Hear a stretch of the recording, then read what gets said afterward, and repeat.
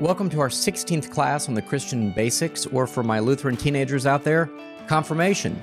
Every week we aim to bring you biblical content that helps you with your new or emerging walk with Christ. I'm Evan McClanahan. I'm the pastor down at First Lutheran in Houston. And this week we're looking at the book of Daniel and some really fascinating stories there. Let's roll.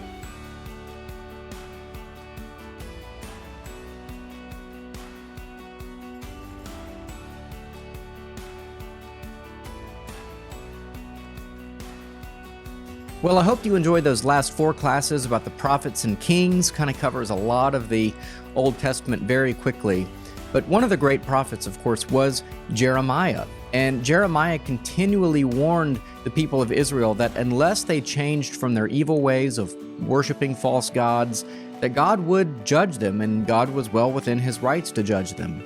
And God uses means, to judge us or to reveal himself to us sometimes. And the method of his judgment this time was in King Nebuchadnezzar of Babylon. And so for about 20 years, Nebuchadnezzar really wreaked havoc on Jerusalem. It began by taking some of the Israelites off to Babylon, including Daniel and some of his friends.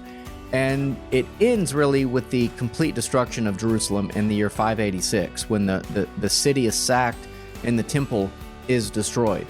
So this video takes a look at the book of Daniel and a lot of the memorable stories within it. Some of the things in Daniel, explain some of our everyday language, like the phrase, the writing on the wall, if you've ever heard that. But it might also explain one of the stranger stories in the New Testament. So, who was Daniel? Well, Daniel was one of the best and brightest of the Israelites, which is exactly why Nebuchadnezzar wanted to take him off to Babylon when he began to go after the city of Jerusalem. So Daniel, along with his 3 friends, Hananiah, Mishael, and Azariah, are selected to go off into Babylon to serve in the king's court, really, along with his other magicians or magi. They were chosen because they were well educated, they had good physical appearance, they'd make the king look good. And so they were given Chaldean names, and this is what it says in Daniel. And the chief of the eunuchs gave them names. Daniel he called Belteshazzar, Hananiah he called Shadrach, Mishael he called Meshach, and Azariah he called Abednego. Now there's a lot of meaning in those names. The Hebrew names that they had were beautiful names that focused on the glory of God. The Chaldean names they were given focused on the glory of man, or the false gods that Nebuchadnezzar and company worshipped. So it's really not good to get these new names, but those were the names they were given, and the names that you'll often hear, Meshach, Shadrach, and Abednego, for Daniel's 3 friends. Now, not unlike Joseph, Daniel finds himself in the court of a foreign king, and he has the ability to interpret dreams. And so there comes a time when Nebuchadnezzar has a dream, and he wants his magicians to not only tell him the content of the dream, but to interpret it for him. Well, they're unable to do it. They say, well, how can we know what dream you had? So he threatens to kill all of them.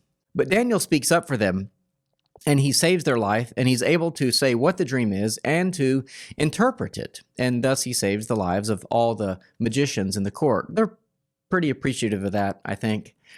But Daniel and his Israelite friends refused to worship the gods of the Chaldean people, the Babylonians, and including Nebuchadnezzar, who really thought of himself as a god. And so there's a time when Nebuchadnezzar builds this huge statue made of gold in honor of himself. And all of the people in the land are told to bow down whenever the musicians play and worship this wherever they are and whatever they're doing. But of course, Daniel and his 3 friends refuse to do it. So they're put into this fiery furnace that would have been so hot. In fact, it was so hot it killed some of the people working at the furnace that day. But the 3 friends of Daniel are placed into this furnace, and yet they survive. In fact, there's a vision or a sight of a 4th person in them, which we understand to be an angel of God. Some people even say Jesus Christ sort of prefigured himself. Anyway, they were saved and they were spared as a miracle, and Nebuchadnezzar was even brought to confess that the God of the Israelites was indeed a great God. But God wasn't done with Nebuchadnezzar yet. There is another dream that he has, and Daniel interprets it for him, but it is not at all in a favorable light. And basically, the dream portends that Nebuchadnezzar is going to go crazy. He's actually going to live in the fields with the beasts. His fingernails are going to grow out. His hair is going to grow out.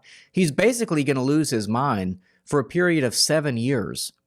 And sure enough, that is exactly what happens. It's a great embarrassment to the kingdom, of course, that their king has gone crazy. But again, that's something that Daniel prophesied. I'll read the text. It says, "He was driven from among men and ate grass like an ox, and his body was wet with the dew of heaven, till his hair grew as long as an eagle's feathers, and his nails were like birds' claws." Yeesh. But then something really interesting happens. Nebuchadnezzar actually writes something that is documented in the book of Daniel. He writes this: "At the end of the days, I, Nebuchadnezzar, lifted my eyes to heaven, and my reason returned to me, and I blessed the Most High, and praised and honored him who lives forever, for his dominion is an everlasting dominion, and his kingdom endures from generation to generation. All the inhabitants of the earth are accounted as nothing, and he does according to his will among the host of heaven and among the inhabitants of the earth." That's quite the conversion from the guy who destroyed Jerusalem. I mean, it would be like Adolf Hitler having a huge, conversion and coming to Christ and saying, "Oh, all this war that I've done is wrong. I repent." Well, another incredible event happens in the life of Daniel, this one some decades later. King Belshazzar is holding a feast, and he gets a little arrogant. And the golden vessels that were taken from the temple of Jerusalem that had been dedicated for the purpose only of the one true God in the temple, they had been taken when Nebuchadnezzar destroyed the temple, but they'd sort of been safely stowed away for many, many decades. Well, now Belshazzar in his arrogance says, "Let's use these vessels for our party." And so he's having a massive party. They're using these dedicated vessels in the party. And then all of a sudden there's the appearance of a hand, and it's writing on the wall. And today when we use that phrase, of course, it means like something bad is about to happen. The writing is on the wall. And sure enough, there are these words that are written in the Hebrew language on the wall, and no one knows what they say. Well, Daniel is able to translate the words and interpret them, and essentially they mean, "You have done evil in the sight of God, and so your empire is going to be taken from you, and it's going to be given to the Medes and the Persians, who, by the way, were attacking the city that very night, and that very night King Belshazzar dies." So once again, the judgment of God is clear. God makes himself known to these people. Well, King Darius is now installed in this land, and he, like Nebuchadnezzar, demands that all worship him, that all would bow down to the direction where the king is, and they are to do this several times a day, and if they don't do it, they are to be executed. But like all the other kings, Darius liked Daniel. And so when there comes a report that Daniel is not worshiping Darius and those gods, but still the God of Israel, the one true God of the entire universe, well, he gets the death penalty. So Darius, sort of against his wishes, has to throw Daniel into the lion's den. So Daniel is put in the lion's den, and a stone is put there to keep him from escaping.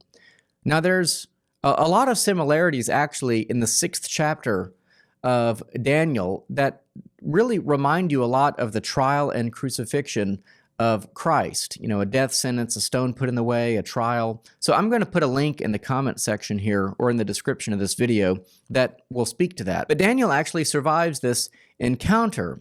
So Darius, after a night of being unable to sleep, he runs to where Daniel was placed with these hungry lions, and he finds them all just chilling out, Daniel's still alive, the lions don't seem particularly agitated, and this is what it says. The king declared to Daniel, "O Daniel, servant of the living God, has your God, whom you serve continually, been able to deliver you from the lions?" Then Daniel said to the king, "O king, live forever. My God sent his angel and shut the lions' mouths, and they have not harmed me, because I was found blameless before him. And also before you, O king, I have done no harm." Then the king was exceedingly glad, and he commanded that Daniel be taken up out of the den. Now there is more in Daniel. Those are most of the major stories. The rest of the book deals with prophecy and some really interesting prophecies about future empires like the Greek Empire, the Roman Empire, and then of course the reign of Christ as king. There's a very special prophecy about the number of years and the 70 weeks that seem to foreshadow or foretell of the coming of the Messiah. And that really explains why during the time of Jesus, people were looking for a Messiah, because in Daniel, 70 weeks is really 70 sets of 7 years, or 490 years. People were doing the math, and they said, this is about the time that the Messiah should be showing up. But I also want to get back to the New Testament. I said that Daniel might explain something curious or strange in the New Testament. Well, this was an entire school of magicians or magi that Daniel was overseeing for decades. And perhaps through his prophecy of those 70 weeks, Daniel was able to teach the magicians to look for the stars, not like astrology, like, Scorpio and Libra or something like that, but just as a way of saying, in this time, this is where the Savior will be born. Micah the prophet predicts that the Messiah will be born in Bethlehem. So if you put all that together, it might make sense that the Magi were men that came from the east, which is where Babylon was, and it's directly connected then to Daniel and his time in Babylon with that court of other Magi. Well, next week we're going to kind of wrap up a look at the Old Testament, which is, I agree, all too brief. And we're going to look at now the return of the Israelites back into their homeland. They were sent into exile. They've been conquered by Babylonians, Assyrians. They've been ruled by Medes and Persians. God provides for their return back to the promised land, and this time to rebuild the temple and sort of to get it right this time, to be faithful to God like they weren't before. So that's what we're going to be looking at as we sort of close out the Old Testament, although I hope to do future videos on specific books of the Bible when this 50-week series is done. But for now, we look forward to seeing you next time. Don't forget to subscribe to this channel. You can email me anytime at christianbasicsclass@gmail.com. And of course, all the worksheets for these videos are at the church website, flhouston.org. Just look for the page that says video series. And until next time, take care.